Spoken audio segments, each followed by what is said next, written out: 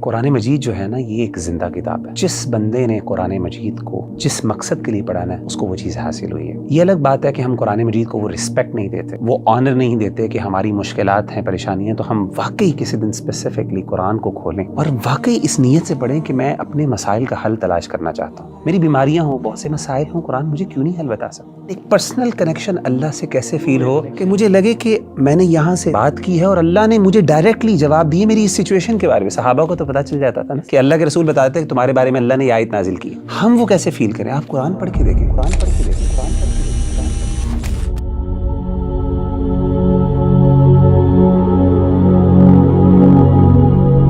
مغیرہ بھائی, ایک عام انسان جب بھی کسی سے کمیونیکیشن کرتا ہے اس کی خواہش ہوتی ہے کہ اس کو رسپانس ملے اور رسپانس جلدی مل جائے. جس طرح کہ نبی کریم صلی اللہ علیہ وآلہ وسلم کے زمانے میں صحابہ کرام جو تھے ان کے اوپر پریشانیاں آتی تھی, تکلیفیں آتی تھیں, اور وہ اللہ سبحانہ و تعالیٰ سے دعائیں کرتے تھے کہ ان کی یہ پریشانیاں ختم ہو جائیں, اور ان کو ان چیزوں کا جواب بھی مل جاتا تھا اور ان کے دعائیں بھی قبول ہوتی تھی وحی کے ذریعے. لیکن آج کل کے دور میں جب ایک انسان پریشان ہے, پریشان حال ہے, مشکلات کے اندر ہے, اور وہ اس کی دعائیں بھی کرتا ہے, لیکن کبھی کبھی وہ اس چیز کی کمی فیل کرتا ہے, اس کے اندر ایک کمی کا احساس ہے کہ شاید میری دعا قبول نہیں ہو رہی. تو مغیرہ بھائی سوال یہ ہے کہ وہ جو احساس ہے کہ انسان کے اندر وہ احساس اور وہ ایک مطمئن ہو جائے اس چیز سے کہ اللہ نے میری دعا سن لی, اور اللہ سبحانہ و تعالیٰ کی طرف سے اس کو احساس بھی آ گیا ہے کہ اس کی دعا قبول ہو گئی ہے. تو یہ احساس کیسے ایک انسان اپنے اندر پا سکتا؟ دیکھیں ربیع اللہ بھائی, مجھے آپ کے اس سوال سے ایک واقعہ یاد آ گیا. میں یو اے ای میں تھا, تو ایک دن میں جمعے کی نماز پڑھنے گیا, تو نماز میں سنتیں ادا کرنے کے بعد میں نے قرآن مجید کو پکڑا اور بیٹھنے لگا, تو اچانک مجھے نا کچھ سسکیوں کی آواز آئی ایک طرف سے. تو میں نے بائیں طرف مڑ کے دیکھا تو اگلی صف میں بائیں طرف بالکل دیوار کے ساتھ ایک سیرین لڑکا وہ بیٹھا ہوا تھا, اس کے ہاتھ میں قرآن تھا, وہ قرآن مجید کھول کے پڑھ رہا تھا, اور اس کی آنکھوں سے آنسو, یعنی وہ رو رہا تھا, اور ایسا رو رہا تھا کہ باقاعدہ اس کی سسکیوں کی آوازیں آ رہی تھیں. اور آپ کو پتہ ہے کہ شام جو ہے, سیریا ایک ٹھنڈا علاقہ ہے, تو وہاں پہ اکثر جو لوگ ہیں ان کی کمپلیکشن وائٹ ہوتی ہے, تو رونے کی وجہ سے نا اس کا چہرہ سرخ ہوا تھا, بالکل ریڈ, اور سسکیاں اتنی اونچی تھیں کہ باقاعدہ آس پاس کے جو لوگ تھے وہ باقاعدہ یعنی وہ نوٹ کر رہے تھے, اور وہ تھوڑا سا بار بار دیکھتے تھے مڑ کے. اچھا, جب میں نے اس بھائی کو دیکھا نا تو مجھے بڑی محبت فیل ہوئی اس سے, ایک ایمانی محبت اور ایک کیفیت تھی, اور میرا دل چاہا کہ میں اس سے اٹھوں اور اس کو جا کے گلے لگاؤں. لیکن اس وقت پھر میں رک گیا, اور اس وجہ سے رکا کہ یہ کچھ لمحات ایسے ہوتے ہیں جو انسان کے اپنے اللہ کے درمیان ہوتے ہیں, پرائیویٹ لمحات ہوتے ہیں, اور اس میں انسان کو کسی دوسرے کو نہیں چاہیے کہ وہ اس میں انٹروین کرے. تو میں رک گیا اور میں نے کہا کہ شاید چلیں, جیسا ہے ایسا ہی ہونے دیں. اور میں تھوڑا سا متاثر بھی ہوا, رشک بھی کیا کہ کس طریقے سے 7 سال لڑکا تھا, یعنی کوئی آپ سمجھیں کہ اس کی کوئی بہت زیادہ داڑھی بھی نہیں تھی, کوئی بہت زیادہ پریکٹسنگ آؤٹ فٹ یا لک بھی نہیں تھی اس کی.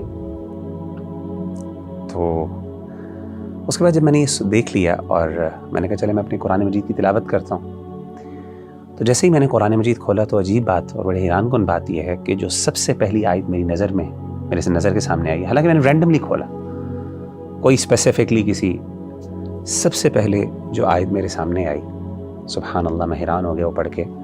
وہ 7 چیپٹر کی پہلی آیت تھی, اور وہ آیت کیا تھی؟ وَإِذَا سَمِعُوا مَا أُنزِلَ إِلَى الرَّسُولِ تَرَىٰ أَعْيُنَهُمْ تَفِيضُ مِنَ الدَّمْعِ مِمَّا عَرَفُوا مِنَ الْحَقِّ. کہ جب وہ رسول پر نازل کردہ کلام کو سنتے ہیں تو اے نبی صلی اللہ علیہ وسلم آپ دیکھتے ہیں کہ ان کی آنکھیں بہہ پڑی, وہ رو رہے ہیں.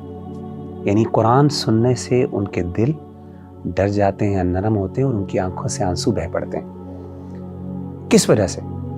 مما عرفوا من الحق, کہ جو حق انہوں نے اپنے رب کی طرف سے جو اللہ نے بھیجا اس کو پہچان لیا. سبحان اللہ, یعنی یہ وہ ایسی کیفیت تھی کہ آن دا اسپاٹ مجھے جیسے لگا کہ اللہ تعالیٰ نے یہ آیت جو ہے, میں نے یعنی یہ اٹ واز ناٹ اے کو انسیڈنس. دیکھیں ہم لوگ جو ہے نا, we are not the people who believe in the coincidences. We believe کہ ہر چیز, ہر ایکشن, ہر پریکٹس جو دنیا میں ہو رہی ہے اس کے پیچھے اللہ کی حکمت کار فرمان.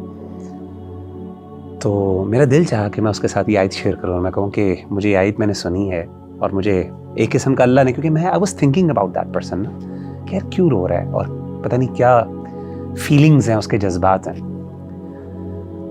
تو مجھے اس دن احساس ہوا کہ قرآن مجید جو ہے نا یہ ایک زندہ کتاب ہے.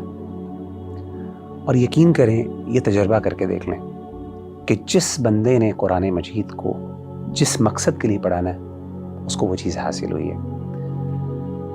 یہ الگ بات ہے کہ ہم قرآن مجید کو وہ رسپیکٹ نہیں دیتے، وہ آنر نہیں دیتے کہ ہماری مشکلات ہیں، پریشانیاں، تو ہم واقعی کسی دن اسپیسیفکلی قرآن کو کھولیں اور اس کو پڑھیں، اور واقعی اس نیت سے پڑھیں کہ میں اپنے مسائل کا حل تلاش کرنا چاہتا ہوں. یعنی میرا دل بے قرار ہے، میرا دل جو ہے وہ وحشت ہے، اس میں مجھے اطمینان کی ضرورت ہے.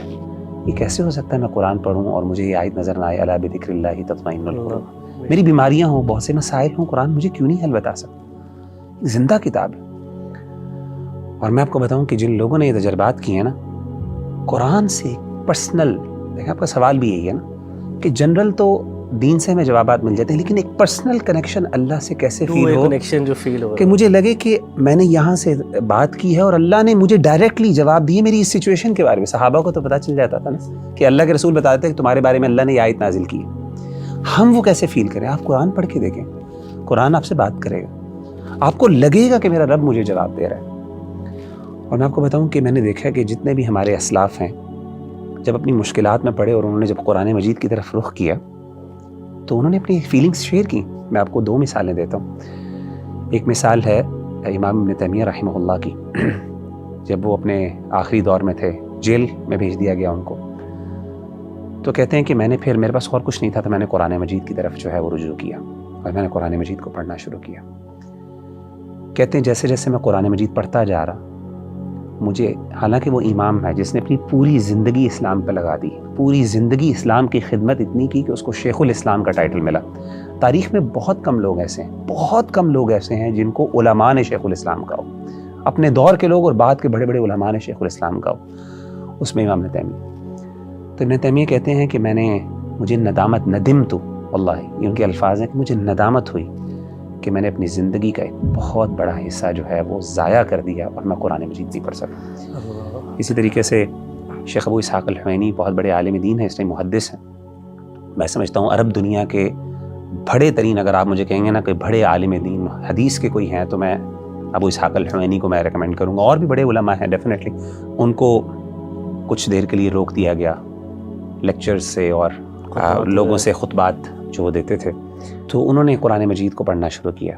اور یہ ان کا جملہ تھا جب وہ واپس آئے اور ان کے لیے دوبارہ وہ بین ریموو کیا گیا اور ان کو اجازت ملی کہ اب وہ پبلک سے بات کر سکتے ہیں، تو انہوں نے کہا کہ یہ ان کا جملہ باقاعدہ ہے، یا لیتنی اعطیت القرآن حیاتی، ہائے کاش میں نے اپنی پوری زندگی قرآن کو دے دی.